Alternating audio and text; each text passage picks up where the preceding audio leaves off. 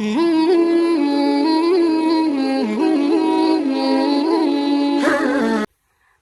alaikum guys, I hope you are all having an amazing day. So my name is Glory and I'm a new Muslim revert. I just feel like making this video because I wanted to have someone to talk to that can relate to being a new Muslim. I feel like it's hard to find that in YouTube. You can find a lot of Muslim revert stories, but just like the story before, but not what happens after. So I just wanted to make this video and hope that in the comments I can make new friends and we can talk about our struggles or what has been easy for us. So in this video I'm going to focus on talking about the good and the bad. Well, not the bad, but what has not been so easy for me as a new Muslim. If I keep looking down, it's because I have a list of things that I want to mention. So let's go right to it because I have made this video plenty of times and I always end up rambling about random stuff that have nothing to do with this. So the first thing that has been hard for me, headscarf, hijab. I don't know if I want to say it's the hardest thing, but I still don't observe the hijab or the headscarf per se. Right now I'm just wearing a winter hat and I just put my hair inside just in case, you know, in the future when I do wear the hijab, inshallah, I don't have to delete this video. Obviously I'm showing my hair. But yeah, it hasn't been like super easy. I live in the West and it's just hard here to be a Muslim, as everybody already knows. So yeah, I feel like if I was living in the Middle East, it would have been a lot easier for me to take on the hijab. But right now I'm just focusing on dressing more modestly. And I mean, a lot of times I do cover my hair like inside a winter hat, but like I don't wear the full hijab, you know, that says I'm Muslim, which there's nothing wrong with. I'm just not there yet. And second thing I want to say praying, but I don't think praying is hard. I think making wudu for the prayer is what's hard for me, because prayer, I mean, it's 5 minutes, you're talking to your God, and what's so hard about that is more like, okay, I have to go wet my face, so I have to makeup. If I have makeup on, I have to take it off. I still have to wet my face and wet my hair, wet everything, and I'm always cold. So it's definitely been something that I just don't look forward to. Inshallah, that will get easier, but I still do it, even if I don't look forward to doing wudu and stuff. But I know there's good things in making wudu and obviously in praying. But it's definitely hard, even more when you're out. When I'm home, it's easy, you know, I go to the bathroom, then I go to my prayer area and I pray. But when I'm out, you know, I'm like, oh, I don't have a makeup wipe and I have very dry skin, so if I wet my face I have to put lotion right after it dries, so I have to carry lotion and everything with me. So definitely it just takes out more organization, which I still don't have. But yeah, it's just not easy for me. I feel like, yeah, inshallah it will get easier. And another thing that has been hard for me is making friends. I live somewhere where I do not speak the language, so first of all I don't speak Arabic, and then I don't speak French, which is what they speak in this part of Switzerland where I'm in. So I can't just go to the mosque and make friends there. I can't go to Muslim events and make friends there because half of the people don't speak the language that I speak. So that already makes it hard. And on top of that, I don't know, I feel like, you know, the Muslim people, you already have their Muslim friends and they don't really want to be, hey, come be our friend too. Obviously, yes, I have met a lot of friendly Muslims, But I mean, I feel like even at this age, it's just already hard. Like when you're older, when you're grown, like when you're not in school, in high school or something, and you see the person every single day, it's hard to make time to meet with someone that you don't know. When you already have your friends, at least for everyone that lives here already, I'm the new one. So it's definitely been hard.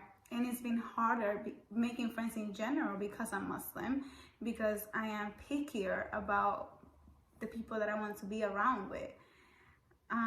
So I can't just befriend anyone because I simply don't want to. But it has definitely made moving here, because this is not where I grew up. It has made it harder being Muslim, but I do not regret it. I never do. It's just something that has been hard for me, and inshallah I will make amazing friends that are good for me. And another thing is just feeling like you're part of something, which kind of goes with like it being hard making friends. You know, I always wanted to feel like I'm part of something. When I was a Catholic before, I always wanted to be part of some type of group at the church or something. I mean, I wasn't as motivated back then. I was younger and life happens. But I always, like my whole life, always wanted to be closer to my religion and to what I was practicing. Now, Islam. But like I said, I can't really go to the mosque because I don't speak the languages they speak. It's hard to make friends, so it's hard to feel like you're part of something. And I feel like everyone wants to feel like they belong. Everyone wants to feel like they're part of something or some type of group. And it's just kind of sad that I haven't had that, I haven't found that. But inshallah, once I learn French, I can make more friends and I can go to more Muslim events. Or inshallah, I will become closer to people that I have met that do speak English. But we shall see. And the last thing I wanted to talk about is feeling like you're stuck between two different worlds. I don't know if every Revert experiences this, but my life before Islam was very different than my life after. I mean, not completely, like not a 360, but it was. I mean, the things that you do for fun, the people that you hang out with, the things that you do, even what you eat, you know, it's different. And I mean, eating for me has not been a difficult thing because I already cannot eat like a bunch of other things besides like pork and stuff like that, just food allergies that I have. But just, I don't know, sometimes I want to wake up and I want to listen to music that I used to listen to before that says 1,020 bad words. And then when I listen to that, it reminds me of my life before. And, you know, it's like brings some type of happiness in me that is like, wow, like, yes, I remember this song. I remember where I was. I remember what I was doing. But then it's like, that's not you anymore. And I don't know, sometimes I wake up and I want to listen to nasheeds, Arabic music that I don't understand, but that feels peaceful because I feel like it gets me closer to my Lord. And it's just, I don't even know how to explain it. I know this might even sound weird the way that I'm saying it, complicated, but I feel like if you're a Revert, you probably understand where I'm coming from.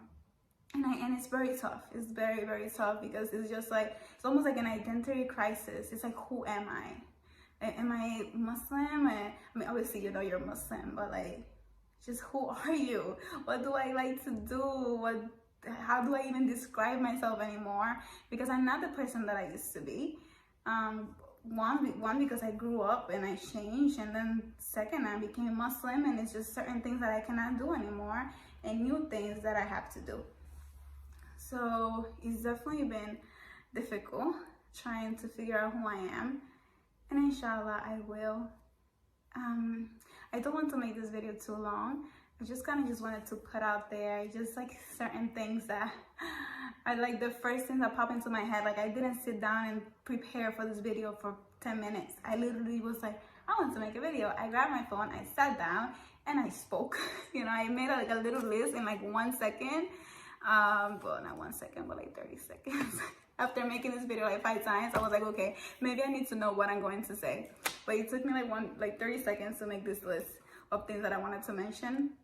So these are literally the first things that come to my head when I think what has been the hardest for me in this first few months of becoming Muslim.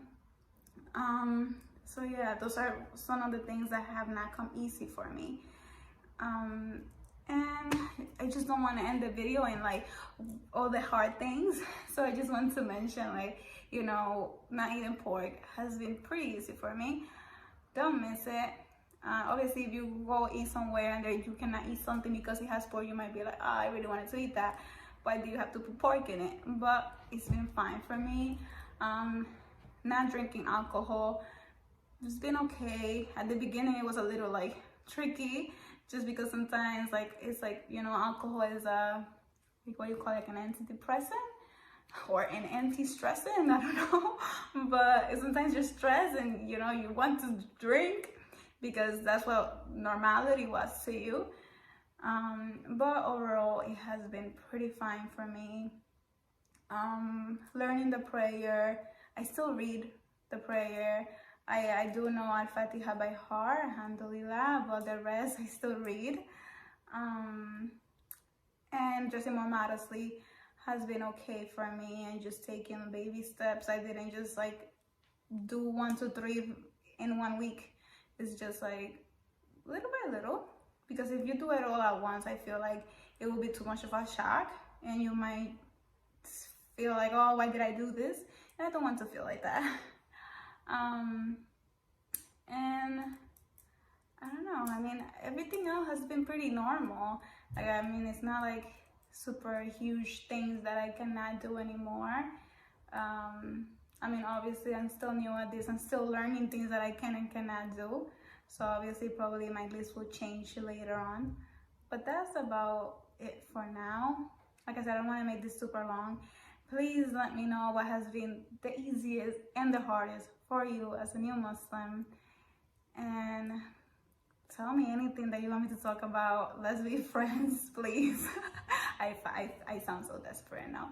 But like, let's be friends. I mean, I love to meet new people. And even if we cannot meet personally, we can still talk and communicate and learn from each other. So bye-bye.